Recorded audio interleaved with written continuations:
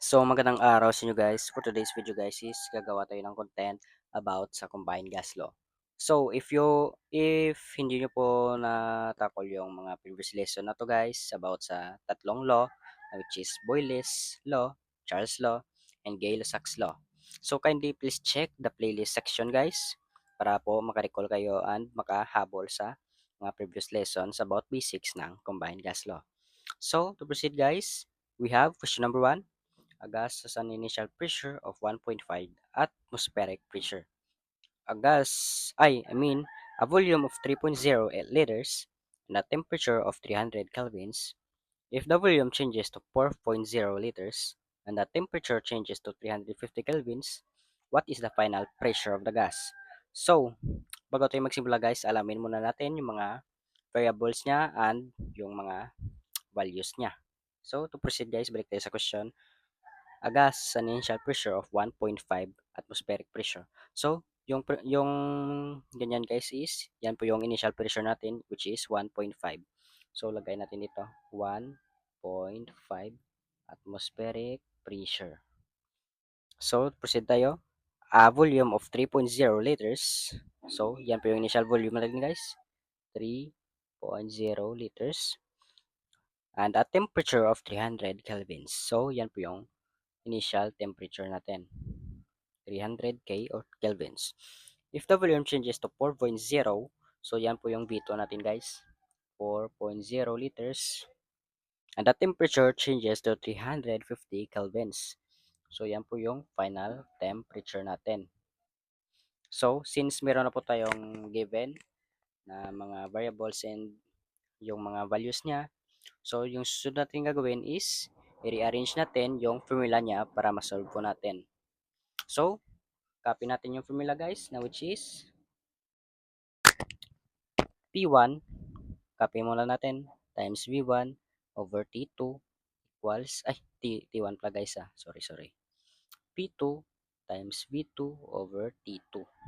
So, since yung pinapahanap sa atin guys is yung P2 or final pressure, so kailangan natin itong i-isolate. I-isolate natin itong P2.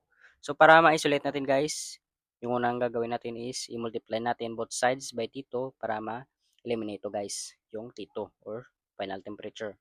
Kasi, dapat yung unang gagawin nyo guys is i-isolate nyo to.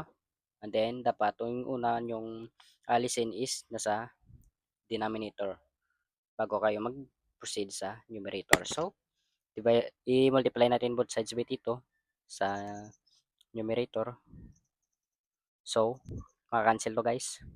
So, yung matitira is P1, lagay natin dito sa taas, T2 times P1 times V1. Okay lang po guys if magsalin-salin to kay same lang po kasi multiplication lang din yan.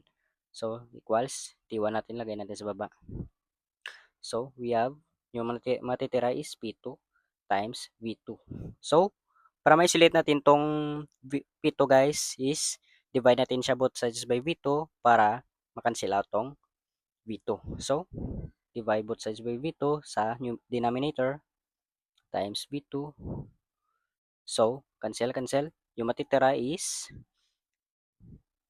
since na-isolate natin to, rewrite na natin sa left side. So, P2 equals T2 times P1 times V1 over T1 times V2. And then, yan po yung final formula natin na gagamitin for this question guys. So, to proceed guys is i-substitute natin yung mga values niya dito sa variable ng formula natin. So, to proceed, we have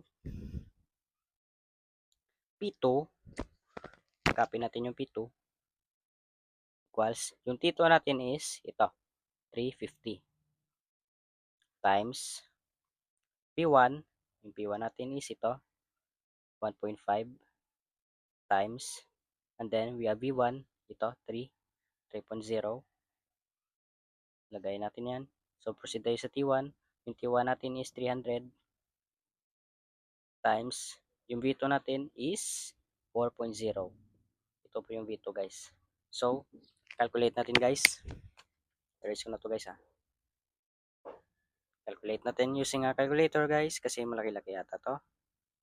So, unahin natin yung numerator. So, 350.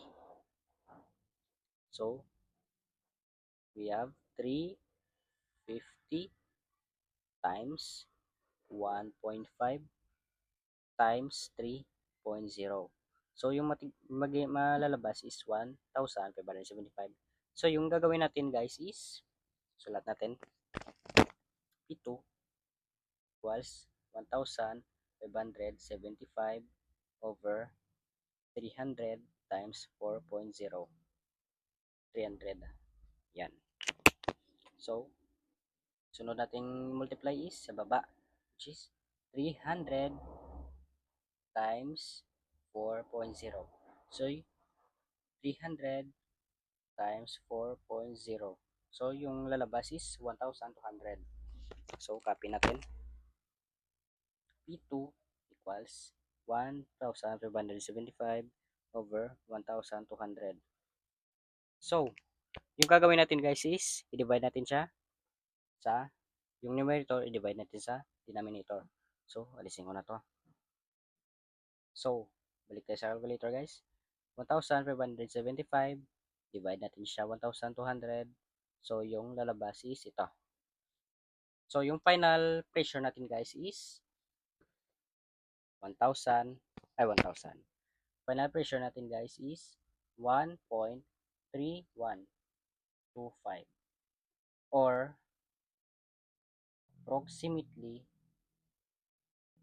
approximately equal to 1.31. And yan po yung final answer natin guys for question number 1. So, paano po naging approximately 131 yung final answer guys? Kasi meron siyang continuing numbers. So, since hindi po siya mag-round, so, ito na lang kunin natin since hindi po siya ma-round yung number. So, ito na lang po yung kunin natin na first two numbers ng decimal. So, ito po yung final answer for question number 1 guys.